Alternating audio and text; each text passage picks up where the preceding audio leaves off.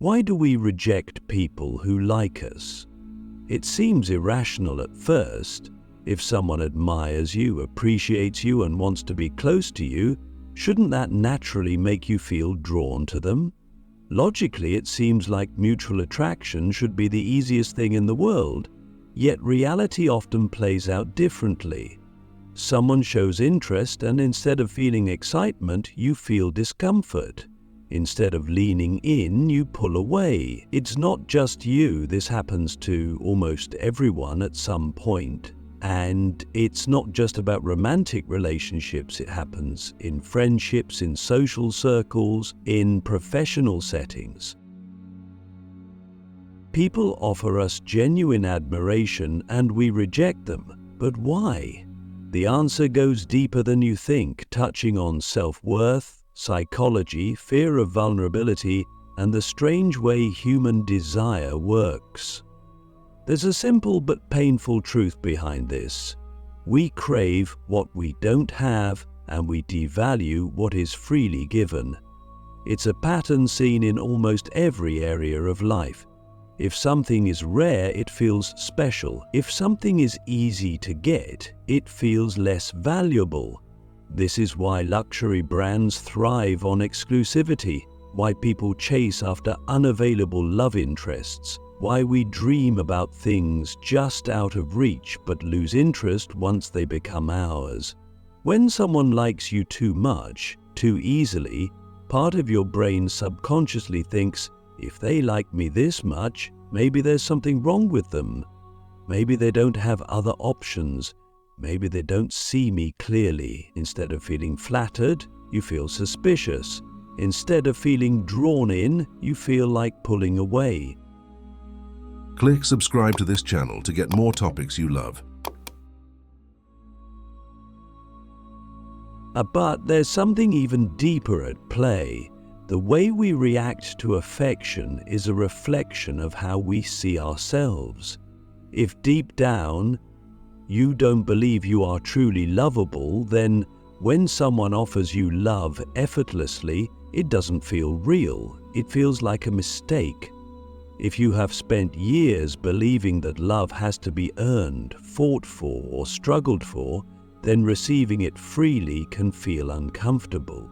You might not even realize this is happening. You just feel an unexplainable urge to distance yourself. The truth is, sometimes we reject people who like us not because there's anything wrong with them, but because their affection challenges our entire belief system about how love and worth work. Another reason we push people away is fear of responsibility. When someone likes you, they are offering you something fragile, their emotional investment. If you accept it, you now have the power to make them happy or to hurt them. This can feel overwhelming, especially if you are afraid of disappointing them. Some people reject affection not because they don't want it, but because they don't trust themselves to handle it well. They would rather walk away than risk hurting someone who cares about them. This pattern is everywhere. Have you ever liked someone who didn't like you back?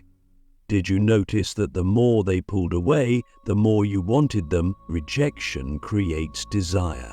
When something is uncertain, your brain sees it as a challenge, and you become obsessed with solving it. But when something is too certain, your brain perceives it as safe, easy, and, ironically, less desirable. This is why people chase after emotionally unavailable partners. It's not that they actually want to suffer, it's that their brain has linked desire with difficulty. If love feels too easy, they don't trust it.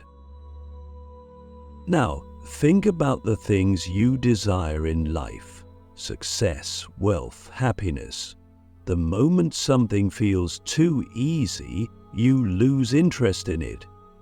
This is why people who finally achieve their biggest goals often feel empty afterward. They thought reaching the destination would make them happy, but once they got there, they realized that the struggle was what made it meaningful. The same thing happens in relationships. If someone's affection requires no effort, It can feel like it has no value. It's not that we want to suffer, but we have been conditioned to associate effort with worth. This brings up a difficult question. If we only value what we have to work for, does that mean we are incapable of appreciating love when it comes easily? The answer is no, but only if we become aware of this pattern and consciously break it. The truth is, real love isn't about the chase. It's not about proving yourself. It's about connection, trust, and mutual appreciation. But if you have been wired to believe that love has to be difficult, then healthy, easy love might feel boring at first. It might not trigger the same adrenaline rush as chasing after someone who keeps running. But what if that adrenaline rush isn't love? What if it's just anxiety? People often mistake emotional instability for passion. They think that if love doesn't feel like a roller coaster, it must not be real. But the healthiest relationships are not built on emotional highs and lows. They are built on consistency, respect, and a deep sense of safety. If stability feels boring to you, it's not because stability is boring. It's because your nervous system has been trained to associate love with uncertainty. This is why some people always find themselves in toxic relationships. They are not consciously choosing pain, but their subconscious mind is drawn to what feels familiar. So how do you break this cycle?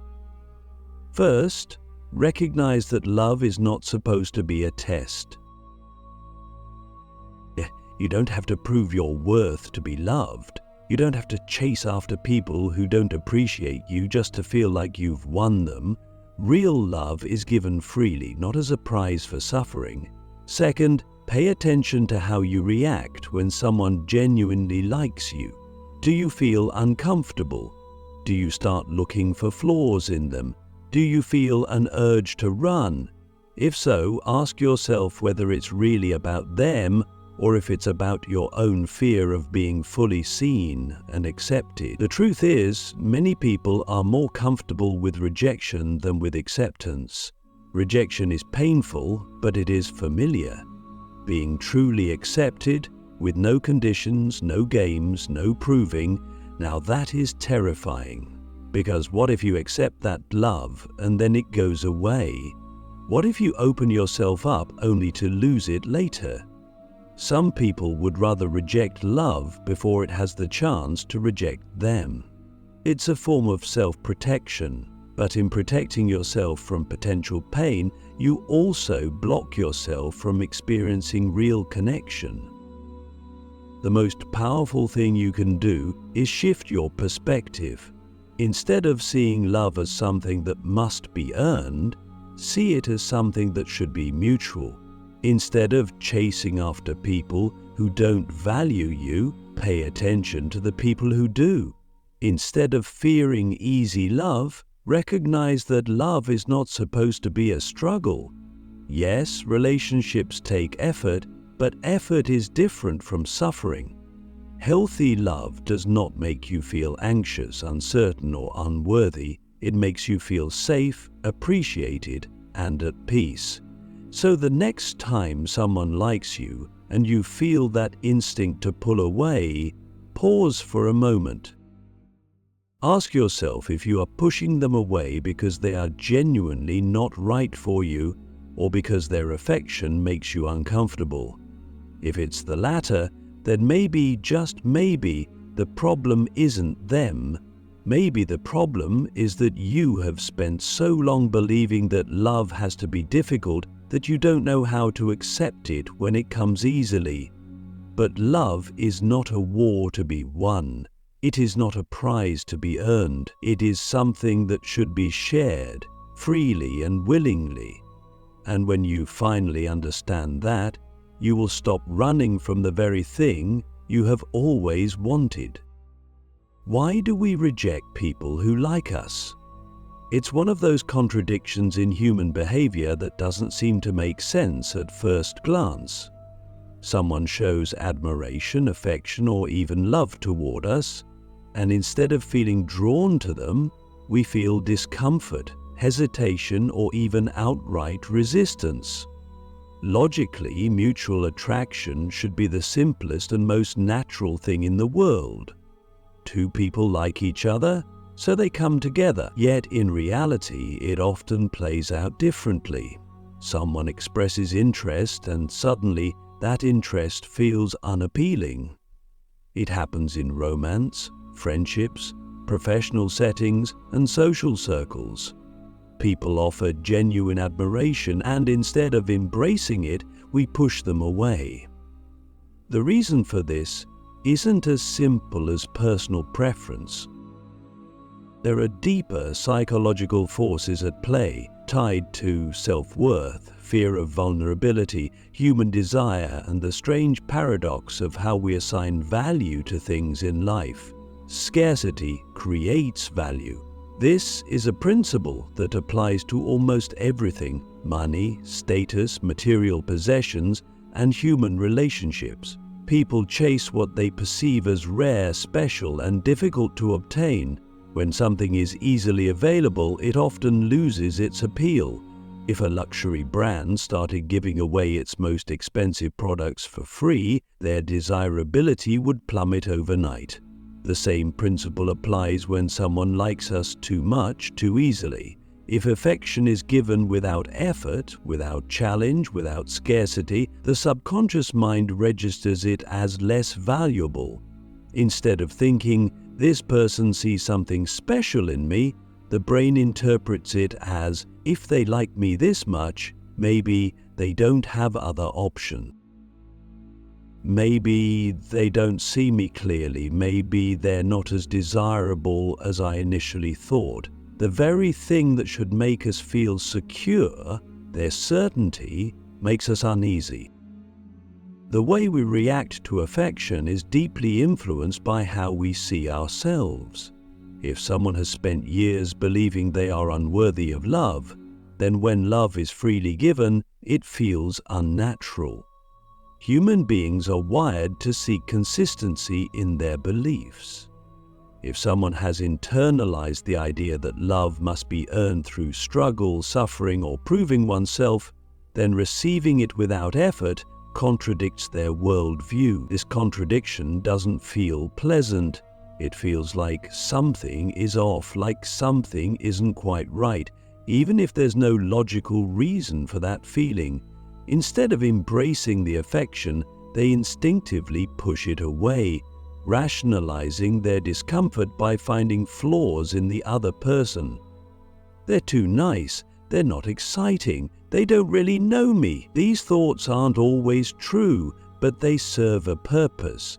They justify the rejection of something that challenges a deeply ingrained belief. Another reason people reject those who like them is the fear of responsibility.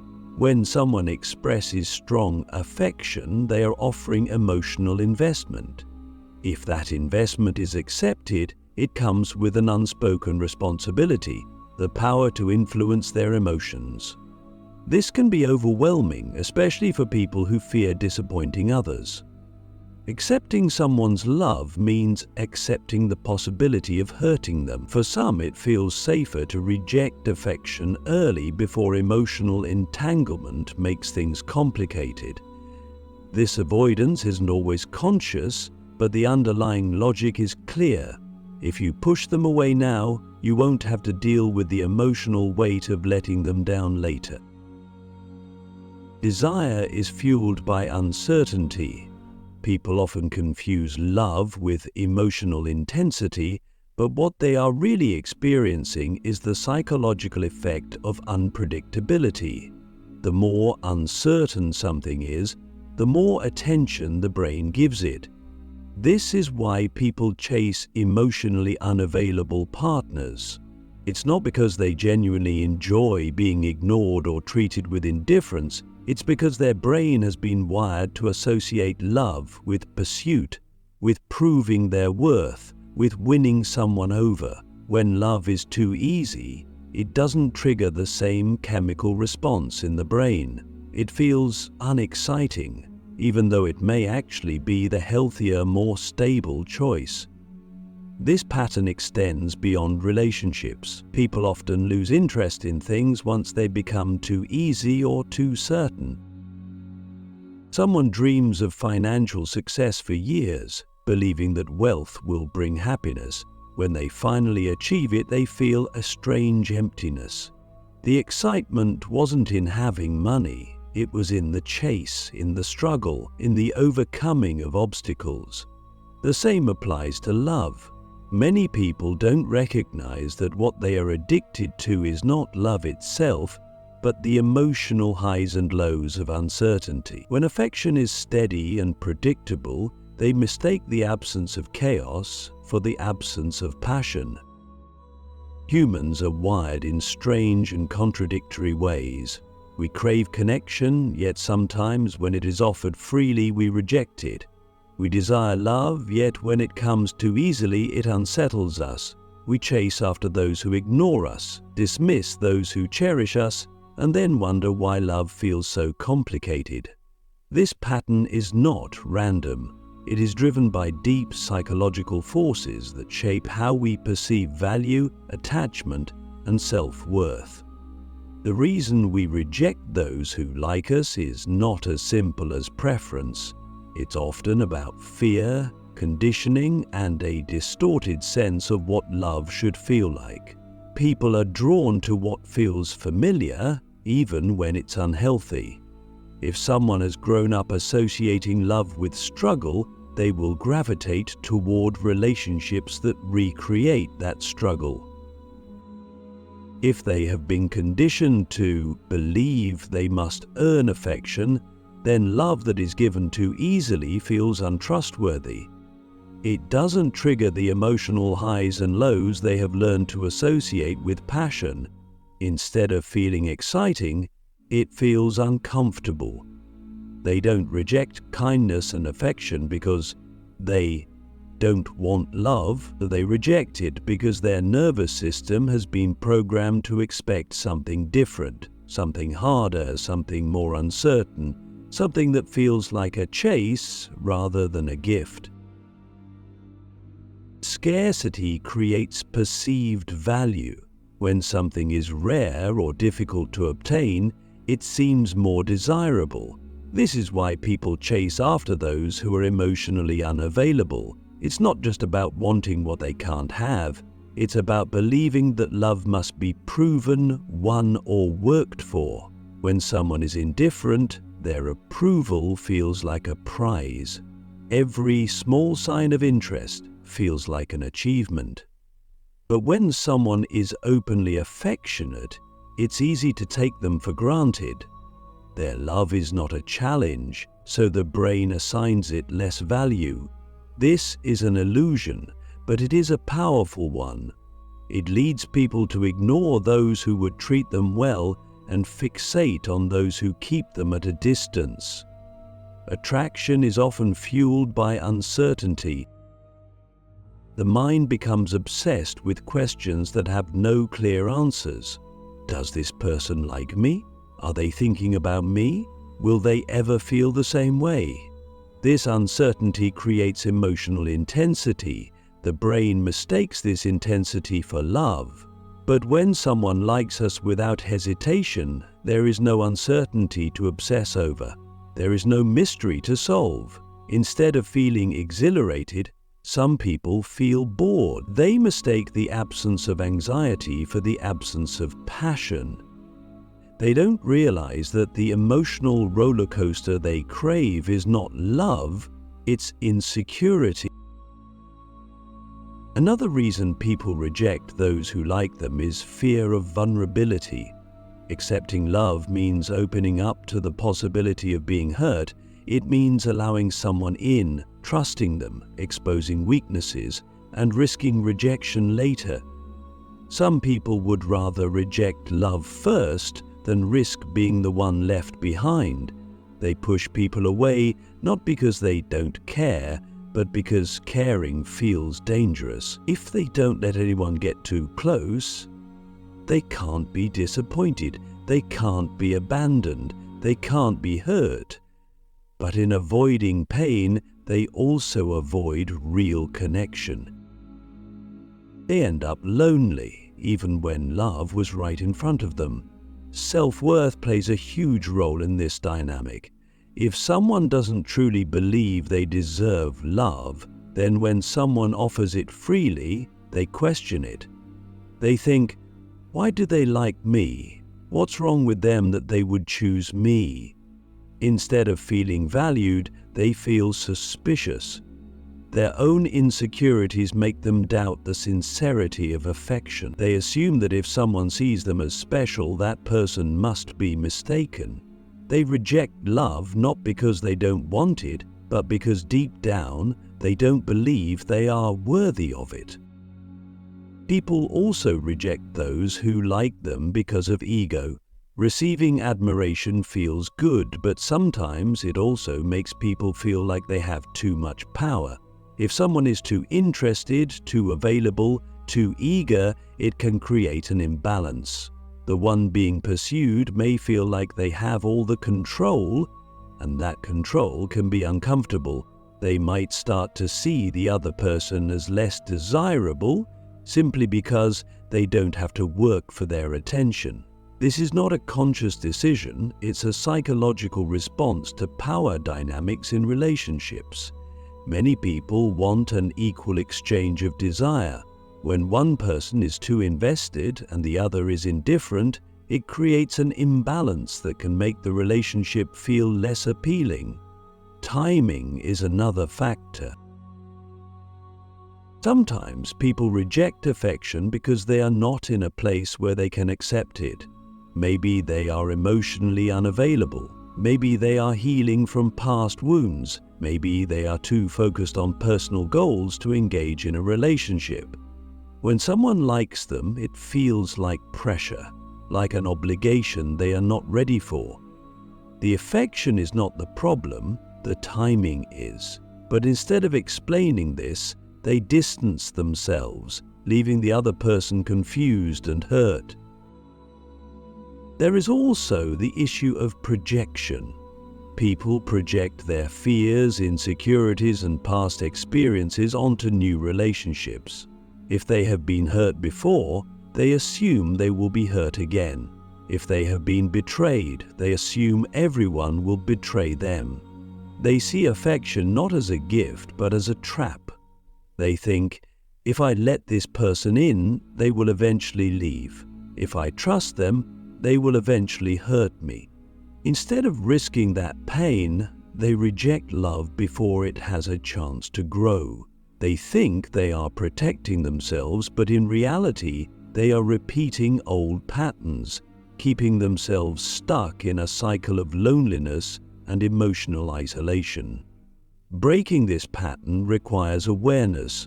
People need to recognize that love is not something that has to be earned through suffering. It is not a prize for being good enough. It is not more valuable when it is difficult. Real love is given freely, without games, without tests, without conditions. But to accept this kind of love, a person must first believe they are worthy of it. They must unlearn the idea that love must be proven. They must understand that stability is not the same as boredom, that kindness is not a weakness, and that being treated well is not a reason to lose interest. Many people think they want love, but what they actually want is the emotional high of uncertainty. They mistake anxiety for passion. They chase people who don't want them and ignore those who do, not because they enjoy suffering, but because they have trained themselves to seek what is just out of reach. They don't realize that love is not supposed to be a battle. It is not supposed to feel like a constant test. It is not supposed to make you question your worth. Healthy love feels safe. It feels mutual. It feels steady, and for some, that steadiness feels unfamiliar, so they reject it. The next time someone likes you and you feel an urge to pull away, it might be worth questioning whether it's really about them or if it's about something deeper. Are you rejecting them because they aren't right for you, or because their affection makes you uncomfortable? Are you pushing them away because you don't feel a connection, or because you have been conditioned to believe that love must be hard to be real? Many people sabotage their own happiness without realizing it. They chase the unattainable, reject the available, and then wonder why love feels impossible. Love is not supposed to be a game. It is not about winning someone over or proving yourself worthy. It is about mutual appreciation, respect, and connection. If someone likes you and you like them but you feel resistance, it may not be because they are wrong for you. It may be because your mind has been trained to expect something else, something more difficult, more uncertain, more emotionally intense. But love is not about intensity. It is about consistency. The healthiest relationships are not built on adrenaline and anxiety. They are built on trust, security, and genuine care. People spend too much time chasing what they don't have, overlooking what is right in front of them. They believe love must be dramatic, that affection must be earned, that interest must be a challenge. But the truth is, the best relationships come from mutual effort, not one-sided pursuit. The people who like you without games, without hesitation, without making you prove yourself, those are the ones worth paying attention to. Rejecting them may feel instinctive, but instincts are not always right. Sometimes they are just outdated survival mechanisms keeping you from the very thing you have always wanted. People chase what runs from them and run from what chases them. It's a pattern so deeply ingrained in human behavior that most people never stop to question it. It happens in relationships, careers, friendships, and even in the way people pursue their own goals. When something is just out of reach, it feels more valuable, more exciting, more worth the effort. But the moment it becomes easily available, the mind starts finding flaws in it, losing interest, searching for something else to chase. This is why people reject those who like them. It's not always a conscious decision. It's often the result of conditioning, past experiences, and the way human psychology assigns value to things based on effort and scarcity. Someone who is too available can feel less desirable, not because there's anything wrong with them, but because their availability removes the element of pursuit. The brain is wired to seek challenges. When love is easily given, it doesn't trigger the same emotional highs as chasing after someone who is distant, indifferent, or hard to win over. It's not that people want to suffer, but they have been trained to associate effort with worth. If something comes with no struggle, it can feel undeserved, unearned, or even suspicious. This is why many people sabotage relationships with those who genuinely care about them, and instead chase those who treat them with inconsistency. People often mistake emotional instability for love. They think passion is about intensity, about highs and lows, about uncertainty. If they don't feel nervous, anxious, or obsessed, they assume something is missing. But real love doesn't create anxiety.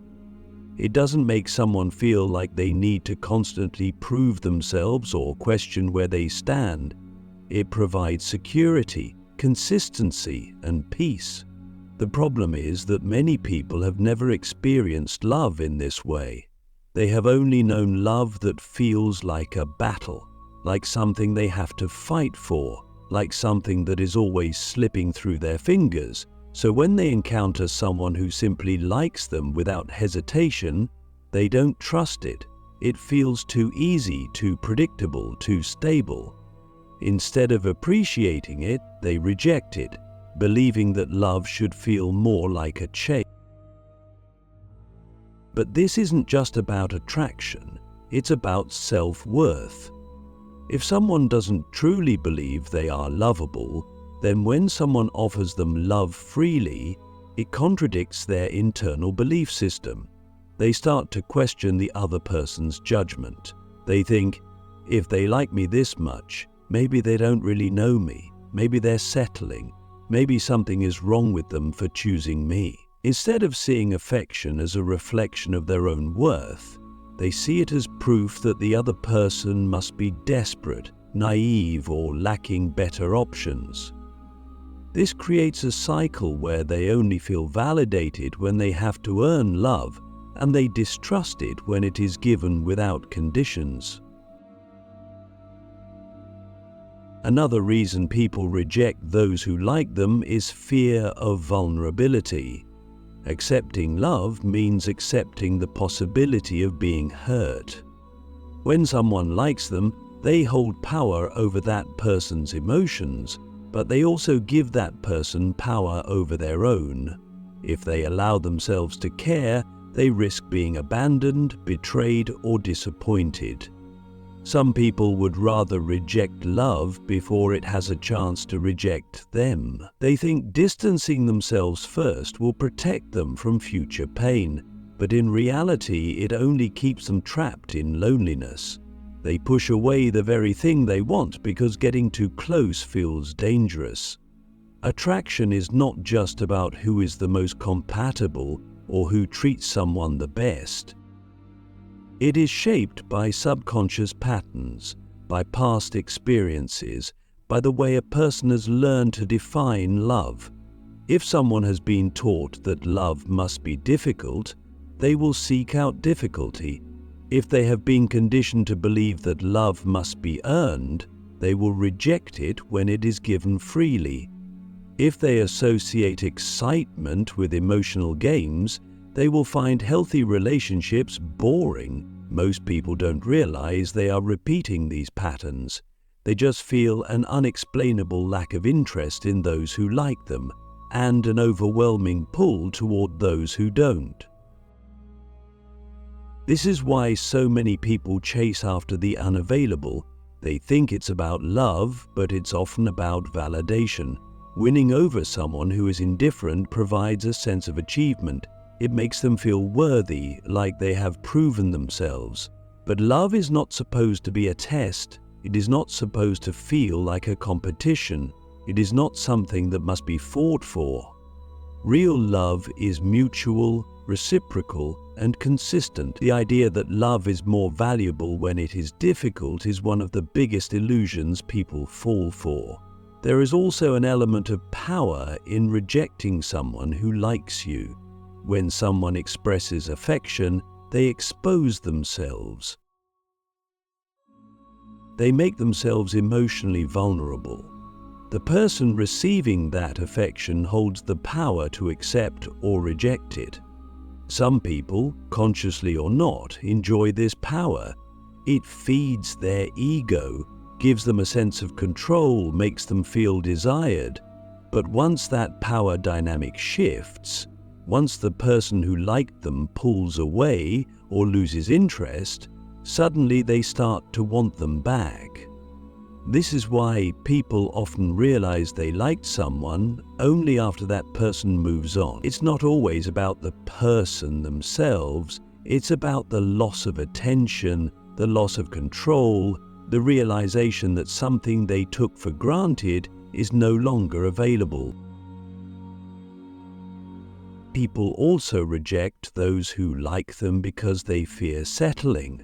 They worry that choosing someone who is too available means they are not aiming high enough, that they should be chasing after someone more challenging, more impressive, more difficult to get.